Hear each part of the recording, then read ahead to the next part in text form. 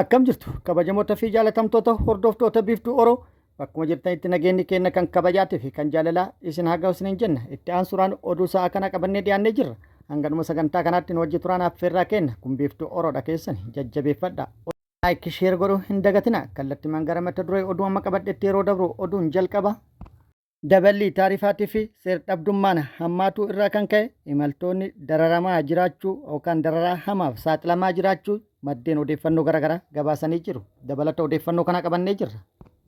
Godinaalee Arsii baaf Arsii lixatti aanaalee garaagaraa keessatti dararaan humnoota waraana mootummaatiin namoota nagaa irratti raawwatamaa jiru baay'ee hammaataa jiraachuu jiraattonni maddeen odeeffannoo garaagaraatiif kennaniin ibsanii jiru. Dabalata odeeffannoo kanallee qabannee jirra. Oduun itti aanu sirna dargii keessa afasaa jechuudhaan namoota ukkaamsuun yookaan dirqiidhaan gara dirree leenjii waraanatti geessuu ture. Ammas sirni sun irra deebi'uun guutuu Oromiyaa keessatti raawwatamaa jira jechuudhaan maddeen odeeffannoo garaagaraa ifoomsanii jiru. Dabalata odeeffannoo kanas qabadhee jira isin biraan gaha. ኦሮሚያ ምን እየሆነ ነው አሁን? ኦሮሚያ ደቋል እኮ የሚያሳዝነው ባለፈው ከነጋስ ንዋይ የኦሮሞ ህዝብና ኦሮሚያ ውስጥ ያለ ህዝብ በሁለት መልኩ የተጎዳው። በአንድ ወገን አብይ በፈጠረው ጦርነት እየተወቀጠ ነው፣ እያለቀ ነው፣ እየረገፈ ነው።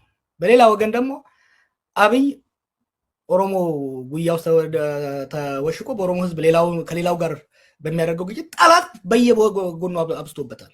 ኦልሞስት አፓርታይድ አይነት አገዛዝ ነው ኦሮሚያ ውስጥ እየተደረገ ያለው። ኦሮሚያ ውስጥ ያሉ ህጎች ሌላ አካባቢ ያሉ በግብር እንዴት? እስቲ እሱን ንገረን። እኔ እኮ በጣም እሱን ነው ማወቅ የምፈልገው።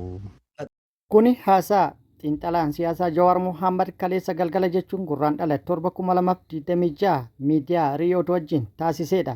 Rakkoo nageenya naannoo Oromiyaa keessa jiru wal qabsiisee haasaa inni taasise isin biraan kenna. Oduun itti aanu oduu oolmaa Oromiyaati. Oduu oolmaa Oromiyaatti lolli loltoota mootummaatiif waraana bilisummaa Oromoo gidduutti deemaa jiru akkuma itti fufetti jira.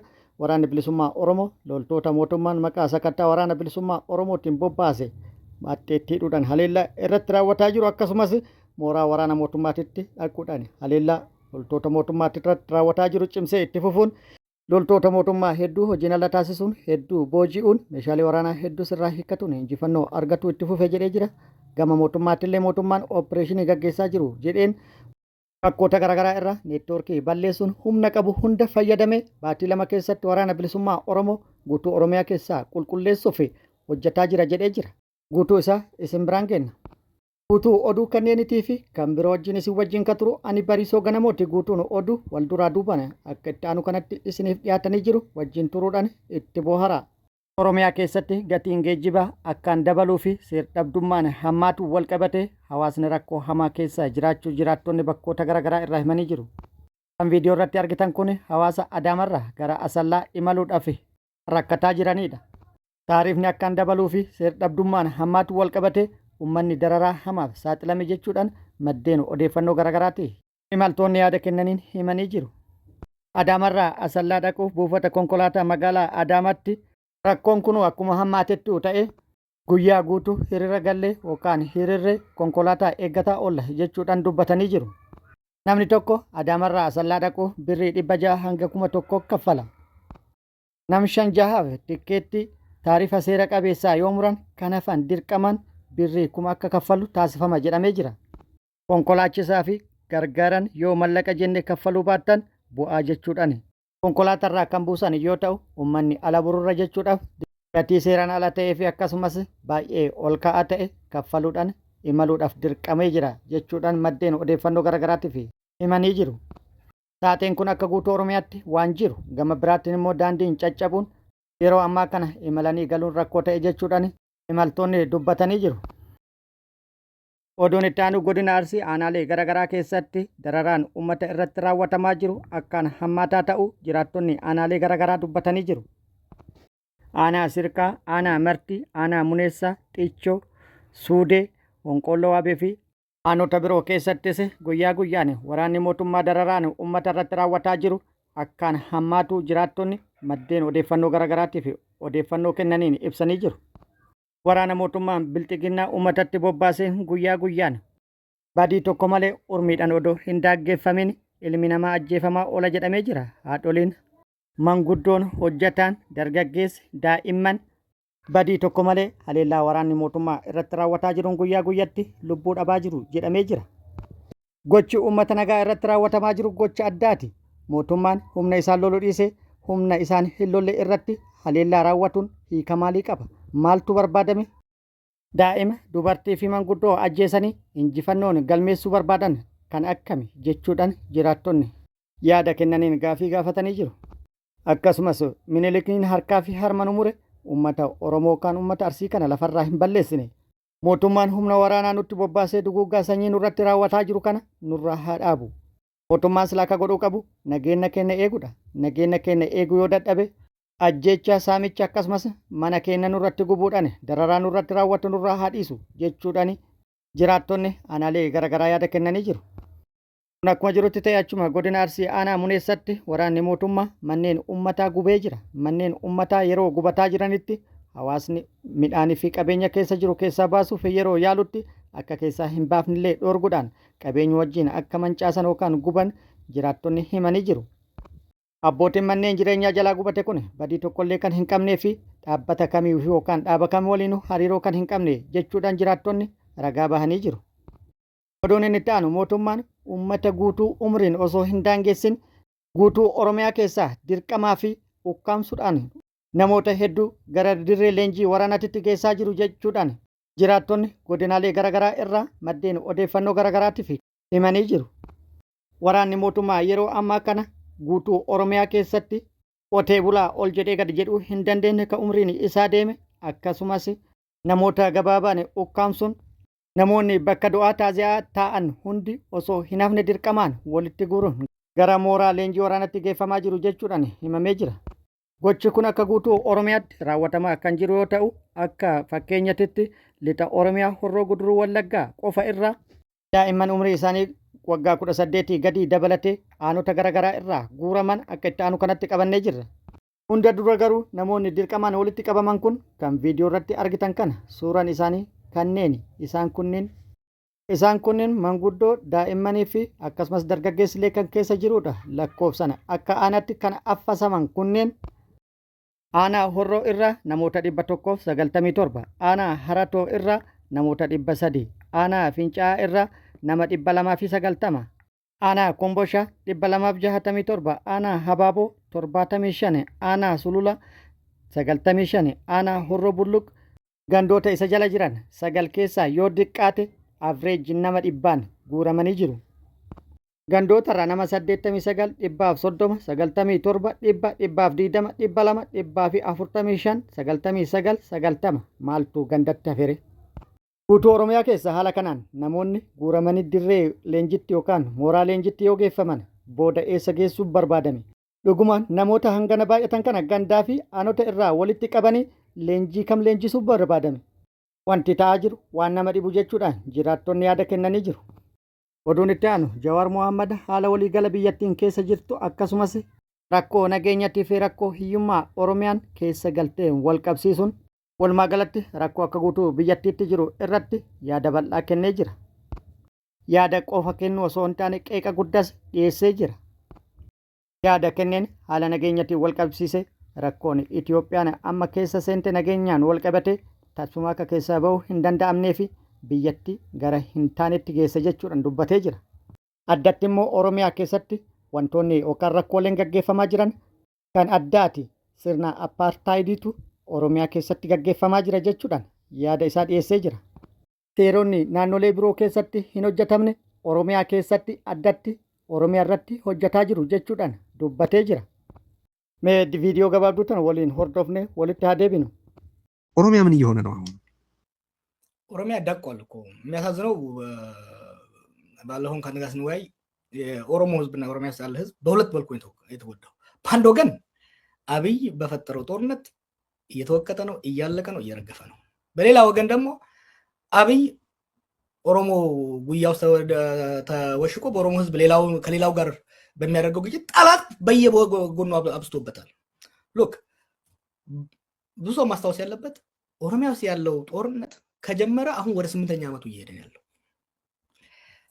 ይሄ ጦርነት በምዕራብ ወለጋ ጫፍ አሶሳ ጫፍ አካባቢ ጀምሮ አሁን ኦሮሚያ ሙሉ በሙሉ አዳርሶ የደጋው አርሲ፣ የምዕራብ ሐረርጌ፣ አራቱ የሸዋ ዞኖች ወድመዋል። ህዝቡ ጦርነት ሰልችቶት ጦርነት አድቅቆት የቻለው ትንሽ ገንዘብ ያለው ጥሎ ወደ ከተማ ገብቷል። ገበሬው ግን ልጆቹን አጥቶ ንብረቱን አጥቶ በህይወት የተረፈው በፈጣሪ እጅ ነው ያለውና ኦፍኮርስ አይዘገብም፣ ኦፍኮርስ ሽፋን አያገኝም። ግን ኦሮሚያ ውስጥ ያለው ሰፈሪንግ በነገራችን ላይ ኦሮሚያ ወራናም ቡሎፍቴ ጅርቲ karaa lamaan waraanamaa jirti waggaa 8 fi muummichi ministeera Itoophiyaa waraana keessatti gaggeessaa jira. Gara biraatiin immoo dahoo godhatuudhaan diina itti horuudhaan waraanamaa jirti. Lolli daangaa Wallaggaa ture guutuu Oromiyaa wal gahee jira. Uummanni waraana hifatee jira jechuudhaan kan dubbateedha. ሌላ ጊዜ በስፋት እንጫወታለን። ኦልሞስት አፓርታይድ አይነት አገዛዝ ነው ኦሮሚያ ውስጥ እየተደረገ ያለው። ኦሮሚያ ውስጥ ያሉ ህጎች ሌላ አካባቢ ያሉ በግብር እንዴት? እስቲ እሱን ንገረን። እኔ እኮ በጣም እሱን ነው ማወቅ የምፈልገው።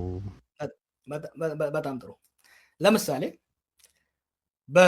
ከህዝብ የሚሰበሰበው ገንዘብ 17 የተለያዩ አይነት ስሞች ቡሳ ጎነፋ ከዋናው ግብር ውጪ ማለት ነው። የቡሳ ጎነፋ፣ የሚሊሻ ልብስ፣ የሚሊሻ ምግብ፣ የኮሪደር፣ የፓርቲ መስሪያ ቤት 17 አይነት መዋጮ ይሰበሰባል። ይሄ መዋጮ ግን የሚሰበሰበው በማባበል በማግባባት አይደለም። አልከፍልም ካልክ ትገደላለህ። ማአት ሰዎች ስለጥፍ ነበረ የሚሊሻ ገንዘብ መክፈል ስላልቻሉ። Haasaa isaa kanarraa gabaabumatti waa hedduu hubachuu dandeenya. Tokkoffaa Oromiyaan waggaa 8 fi lola keessatti deemaa jiruun bullooftee jirti. Hiyyummaan liqimsee jira. Lammaffaa muummichi ministeera Itoophiyaa Oromoo fi Oromiyaa dahoo godhatuudhaan gochoonni inni hojjetaa jiru naannoleen biroo akka irratti kaka'an taasisee jira. Oromoo fi Oromiyaatti diina hedduu horee jira jechuudhaan dubbatee jira. Magaalatti Oromiyaa keessatti sirni gaggeeffamaa jiru sirna apartheidiiti jechuudhaan kan dubbate yoo ta'u, sababni isaas seeronni naannolee biroo keessatti kan hin hojjanne Oromiyaa keessa qofatti kan hojjetan seerota 17 tarreessuudhaan himee jira. Walumaa galatti turtii hiriyoota miidiyaa wajjin taasise irratti waa hedduu kaasee jirra. Ammaaf kana qabannee isin biraan geennee jirra. Kanaaf yeroo itti aanutti qabannee kan dhufu ta'a.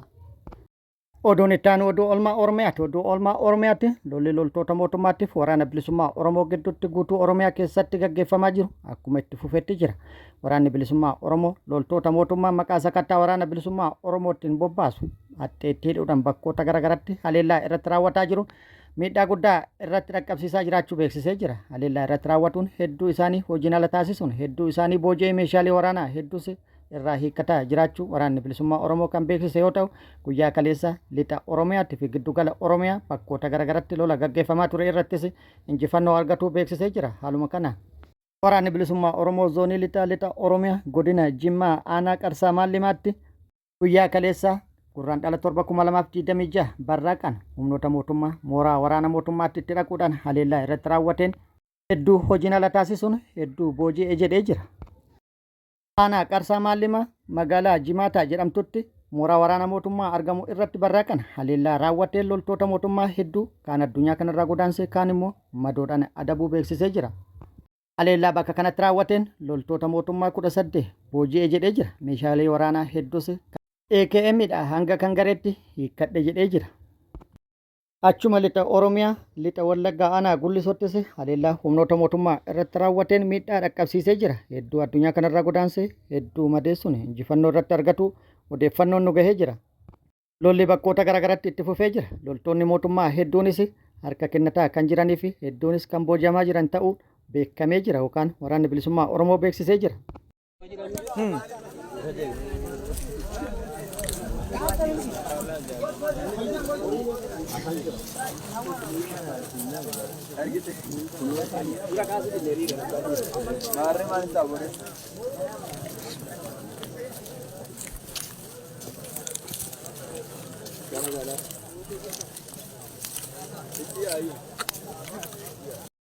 Isaan viidiyoo irratti argitan kunis kan waraana bilisummaa Oromootiin booji'amanidha. Waraanni bilisummaa Oromoo haala argitan kanaan mirga isaanii eegee sirnaan keessummeessaa jira jechuudhaan beeksisee jira. Isaan kunniinis milishoota booji'aman daa'imman keessan guddifadhaa jechuudhaan hubannoo kenneefi gara qe'ee isaaniitti akka deebi'an gorsaa jira. Kun akkuma jirutti ta'e mootummaan gama isaatii humnoota bobbaasee kanaan hawaasa nagaa irratti dararaa hammeessuu maddeen odeeffannoo garaagaraa gabaasaa jiru. uummanni bakkoota garaagaraa irraa dararaa irratti raawwatamaa jiru maddeen odeeffannoo garaagaraatti kennaa jira. Mootummaan gama isaatti Oromiyaa bakkoota garaagaraa irra neetwoorkii balleessuun duula cimaa humna guddaa fayyadamuun yookaan humna qabu hunda fayyadamee guutuu Oromiyaa keessa baatii 2 keessatti waraana bilisummaa Oromoo qulqulleessuuf hojjetaa jiraachuu beeksisee jira. Bakkoota duula irratti gaggeessaa jiran yookaan sakatta yookaan opereeshinii irratti gaggeessaa jiran irratti immoo waraanni mootummaa dirree lolaatti loltoota waraana bilisummaa Oromoo waliin wal'aansoo walitti bahuu dhiisee namoota nagaa irratti haleellaa raawwata jechuudhaan jiraattonni himataa jiru. Humnoonni mootummaa humna isaanii wal loluu waliin dirree lolaatti waliin wal loluu uummata nagaatiif immoo nagaa isaa eeguu uummata nagaa daldala siyaasatiif oolchuu dhiisuu jechuudhaan hedduun gaafii kan dhiyeessaa jiran yoo ta'u hedduun isaanii mootummaan akka nagaa buusu mariidhaan rakkoo jiru akka furu yookaan immoo uummata nagaa irratti tarkaanfii fudhatu dhiisee qaama wal loluu wajjin dirree lolaatti deemee qaama wal lolaa jiru waliin wal'aansoo akka walitti bahan mootummaa gaafatuun uummanni nu nagaa barbaanna nagaa keenya nu kabachiisi yookaan immoo nagaa keenya nu kabachiisuu baattan nu dhiisa nun dararina jechuudhaan mootummaa kadhatanii jiru yookaan immoo waamicha dhiyeessanii jiru. Mootummaan immoo faallaa kana haleellaa uummata nagaa irratti neetwoorkii balleessuun bakkoota garaagaraatti raawwataa jiruun badii guddaa raawwataa jiraachuu jiraattonni godinaalee garaagaraa dubbataa jiru. Nuti illee akka keenyatti lolli waggaa 8 gaggeeffame formaata fi nagaa fiduu hin dandeenye nagaa fiduuf mariin barbaachisaadha. Mariidhaan rakkoo furuun isinirraa eegama jennaan. Kabajamoota fi jaalatamtoota hordoftoota biiftuu Oroo oduu namaaf qabanne kana hanga ammaa kana guutuu oduu wajjin isin wajjin ka ture ani Bariisoo Ganamooti. Hanga yeroo itti aanutti deebinee wal agarrutti nageenyi rabbii isiniif haa baay'atu. Nagaatti nu turaan immoo hawwii kenna nagaatti nu tura.